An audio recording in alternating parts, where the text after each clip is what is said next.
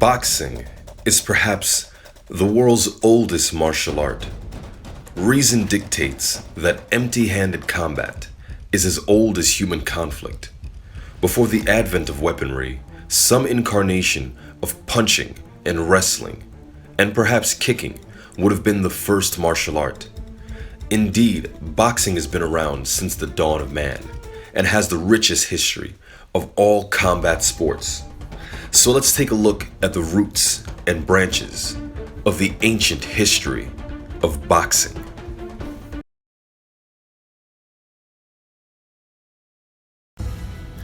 Without a shadow of a doubt, boxing was a big spectator sport in ancient Egypt.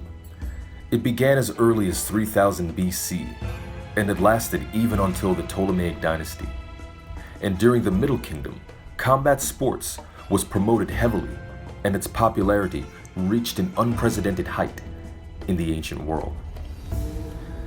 Egyptian boxing was organized by the pharaoh, and princes watched it.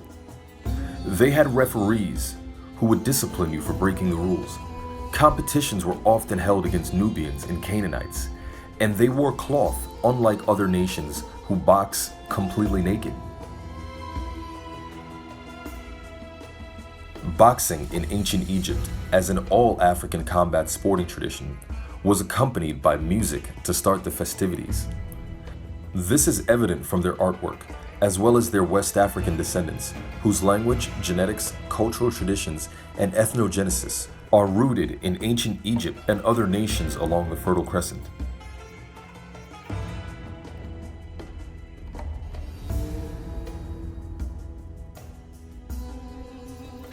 Egyptian boxing appears to have been a bare-knuckle affair, with a close-fist style, much like their brothers to the south, and in addition, they did not have rounds.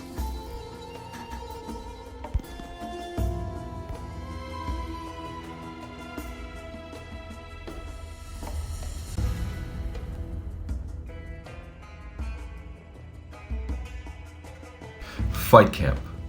The ancient Egyptians were the first people to develop systematic training for fighting sports. The temple, Bani Hassan, contains the world's oldest, most detailed training manual of the time. This isn't surprising because Egyptians played many sports, all of which make a perfect combat sports training regimen. These sports include marathon running, weightlifting, swimming, rowing, gymnastics, archery, and javelin throwing. Marathon running for cardio, which oddly enough is named after a Greek city, while the Egyptians and East Africans had been practicing this as far back as 3000 BC, before the Greeks even existed.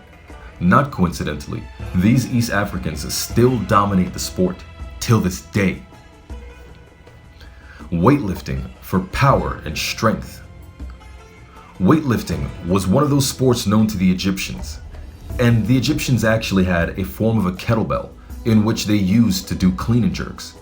This kettlebell was made out of sandbags with ropes attached to it, but nonetheless, pictures and instructions clearly show a clean and jerk.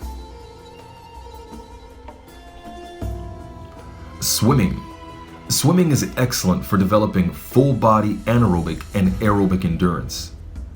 The Egyptians made good use of the Nile River, as well as their own private swimming pools. Rowing is a phenomenal workout for building core strength and upper body strength. The Egyptians did their rowing in contests along the Nile, and if you've never done rowing before, you have no idea how much cardio and upper body and core strength it takes. Gymnastics is phenomenal for developing agility. Egyptian gymnastic techniques displayed in their paintings are still relevant today. Archery is phenomenal for your aim, which is comparable and relevant to boxing, as you need to be able to hit your target. Javelin throwing does something similar. The rotation and the arm strength developed can actually translate it to a punch.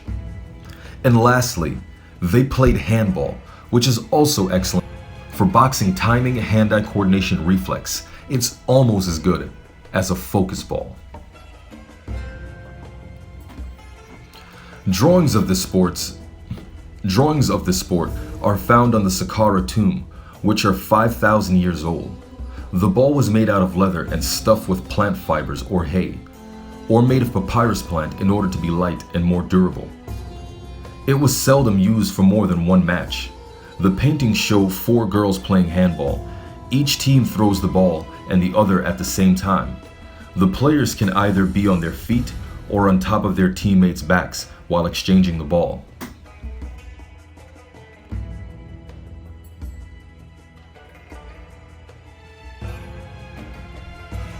Some may argue that Egyptian sports did not take off until after the conquest by Alexander in the 4th century. Yet we have plenty of evidence to show that their sporting traditions existed literally 2,200 years before there was even a Greek empire.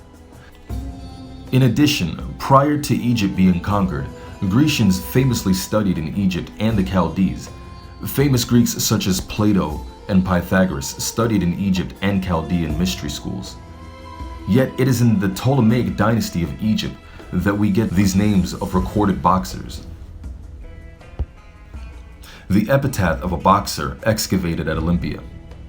Agathos Diamon, alias the Camel, an Alexandrian boxer who was victorious in Nemea. He died here in the stadium in the fight after promising Zeus victory or death, age 35, farewell, as well as another boxer named Hermanos, alias Moros, a boxer from Hermopolis.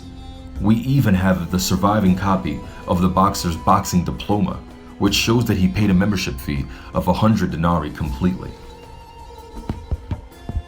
The Egyptians pioneered many aspects of combat sports, from training methods to referees and promotions of fighting. They often competed with other Africans as well as Grecians and Romans. Many styles of wrestling in Africa permitted boxing, even elbows, knees, and kicks. While both were also practiced independently of one another, it is unclear whether they were practiced together as a sport. But we'll take a look at that next time when we dig further into the ancient history of boxing. Thank you guys so much for tuning in, and make sure you smash that like button, leave your thoughts in the comments section.